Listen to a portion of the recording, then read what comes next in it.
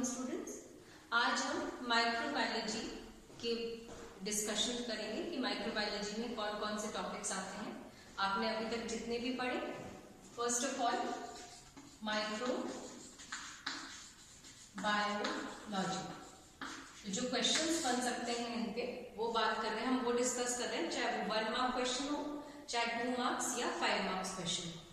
आपके एग्जाम में इसी तरह के क्वेश्चन सेटअप होते हैं।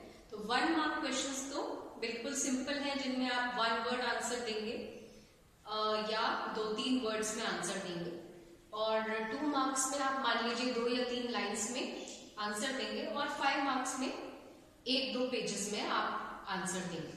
वर्ड लिमिट आपके दिया होता है question paper. First of all, what is microbiology? Microbiology मतलब सूक्ष्म जीव विज्ञान। So the study of microbes is known as microbiology, or the study of living organisms which are so small that they cannot be seen with the naked eye, and a microscope is necessary for observation of these living organisms. तो ऐसे जीव जिन्हें हम अपनी आंखों से directly नहीं देख सकते, लेकिन जिनको देखने के लिए हमें सूक्ष्मदर्शी काम में लेना पड़ता है, वो माइक्रोब्स कहलाते हैं, और उस माइक्रोब्स की स्टडी को हम माइक्रोबायोलॉजी बोलते हैं, सूक्ष्म जीव विज्ञान। तो ये आपका 1 मार्क क्वेश्चन बन सकता है कि व्हाट इज माइक्रोबायोलॉजी, या सूक्ष्म जीव विज्ञान क्या होता है, या फिर माइक्रोब्स, व्हाट आर माइक्रोब्स, तो सूक्ष्म जीव क्या होते हैं। तो ये दोनों 1 वर्ड मार्क के क्वेश्चन है। What is microbiology and what are microbes, ये दोनों आपके 1 मार्क के क्वेश्चंस हो गए। अब इसके अलावा क्वेश्चन आ सकता है, which organisms can you include in microbes? Microbes में कौन कौन से जीव आप शामिल कर सकते हैं? तो कौन कौन से जीव आप शामिल कर सकते हैं? वायरसेस हैं, वायरॉइड्स हैं,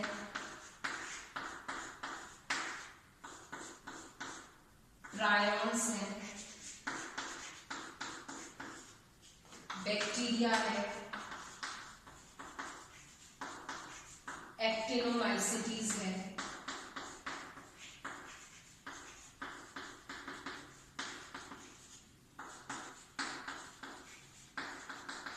रिकेट्शियाज है, साइनोबैक्टीरिया है,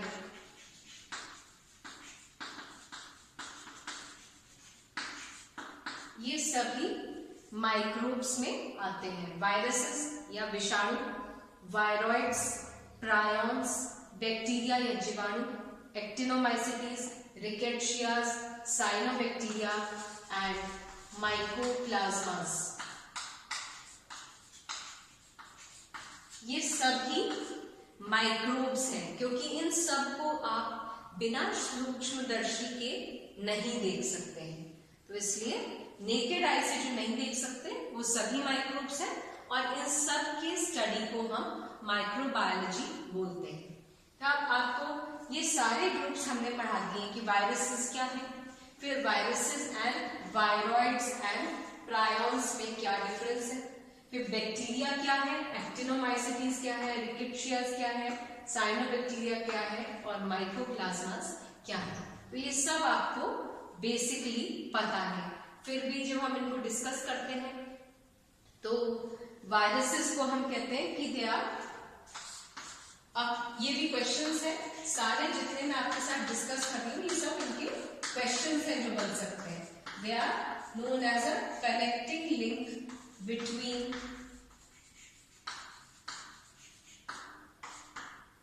living and non-living।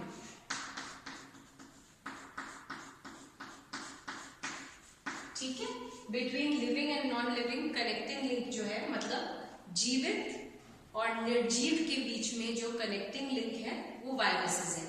तो व्हाट, अगर पूछा जाए what are viruses, why are viruses known as a connecting link? They are known as a connecting link because they have both characters related to living organisms and non-living organisms. That's why they are known as a connecting link between living and non-living. फिर viroids and prions and viruses में क्या difference है? तो viruses में आपको ध्यान है कि एक आउटर प्रोटीन कोट होता है और एक न्यूक्लिक एसिड होता है सेंट्रल, या तो वो डीएनए है या आरएनए है. तो viruses are made up of protein coat and nucleic acid. अब इस न्यूक्लिक एसिड में यू शुड मेंशन कि आइदर डीएनए और आरएनए दोनों कभी साथ में ही मौजूद होते वायरसेस में. वायरॉइड्स क्या होते हैं?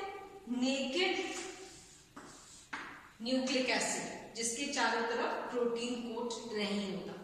प्रायॉन्स क्या होते हैं?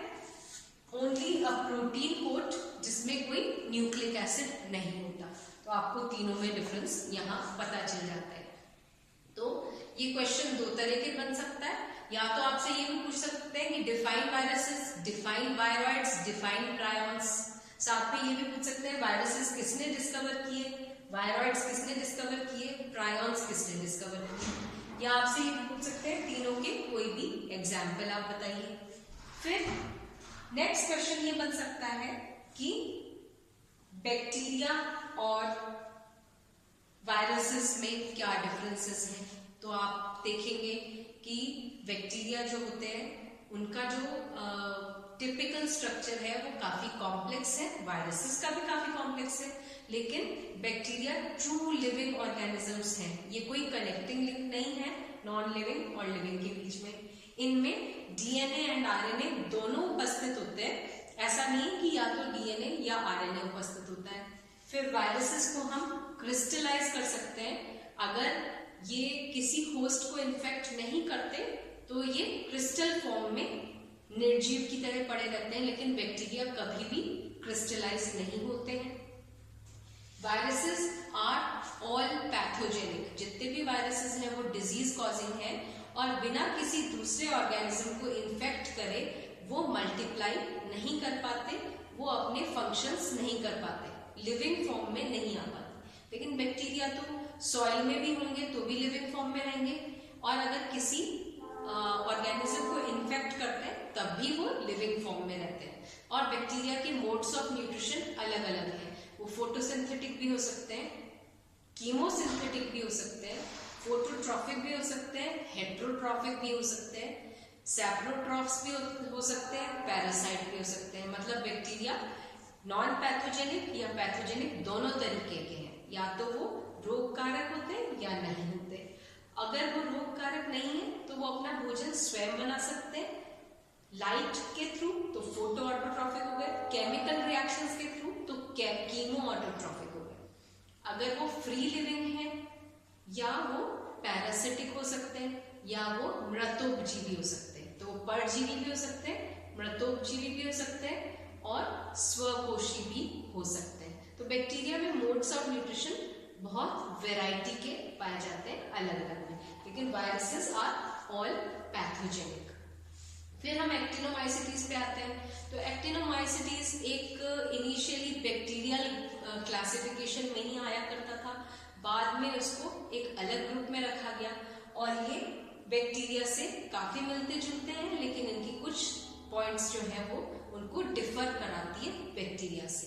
और इनमें एक्टिनोमाइसीज है, स्ट्रेप्टोमाइसीज है, ये अलग अलग तरह के एक्टिनोमाइसीटीज होते हैं और इनमें काफी सारे एंटीबायोटिक फॉर्मेशन कैपेबिलिटी होती है. फिर रिकेट्शियाज एक अलग से ग्रुप है, ये भी काफी डिजीज कॉज कर देती है.